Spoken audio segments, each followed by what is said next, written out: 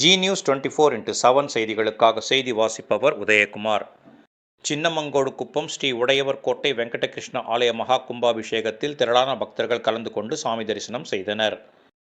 திருவள்ளூர் மாவட்டம் பொன்னேரி அருகே சின்னமங்கோடு குப்பத்தில் மிகவும் பழமை வாய்ந்த பிரசித்தி பெற்ற ஸ்ரீ உடையவர் கோட்டை வெங்கடகிருஷ்ணன் ஆலயம் உள்ளது. இந்த ஆலயத்தை பக்தர்கள் புனரமைத்து இன்று மகா கும்பாபிஷேகம் செய்து வைத்தனர். இதை முன்னிட்டு கடந்த மாதம் 22ஆம் தேதி பந்தக்கால் நிகழ்ச்சி நடைபெற்றது. தொடர்ந்து கணபதி ஹோமம், கோ பூஜை, மூலவர் பெருமாளுக்கு திருமஞ்சனம் உள்ளிட்டவை நடைபெற்றது. இன்று மகாபூர்ணாஹூதி, யாத்ராதானம் உள்ளிட்டவை நடைபெற்று பின்னர் பல்வேறு புண்ணிய நதிகளில் இருந்து கொண்டு வரப்பட்ட புனித நீரை பட்டாச்சாரியார்கள் மங்களவாத்தியம் முழங்க பிரகார புறப்பாடு நடைபெற்றது. பின்னர் வேத மந்திரங்கள் முழங்க கோபுர கலசத்தின் மீது புனித நீரை ஊற்றி மகா கும்பாபிஷேகத்தை நடத்தினர். அப்போது கூடியிருந்த பக்தர்கள் கோவிந்தா கோவிந்தா என்று விண்ணதிர கோஷமிட்டு வழிபட்டனர். இதில் பொன்னேரி சுற்றுவட்டார பகுதிகளைச் சேர்ந்த திரளான பக்தர்கள் பங்கேற்று சாமி தரிசனம் செய்தனர். பின்னர் திருக்கோவில் வளாகத்தில் அனைத்து பக்தர்களுக்கும் மாபெரும் அன்னதானம் வழங்கும் நிகழ்ச்சி நடைபெற்றது. நிகழ்ச்சிக்கான ஏற்பாடுகளை சின்னமங்கோடு கிராம மக்கள் சிறப்பாக செய்திருந்தனர். நாளை முதல் 48 நாட்கள் மண்டலாபிஷேக நிகழ்ச்சிகள் நடைபெறுகிறது.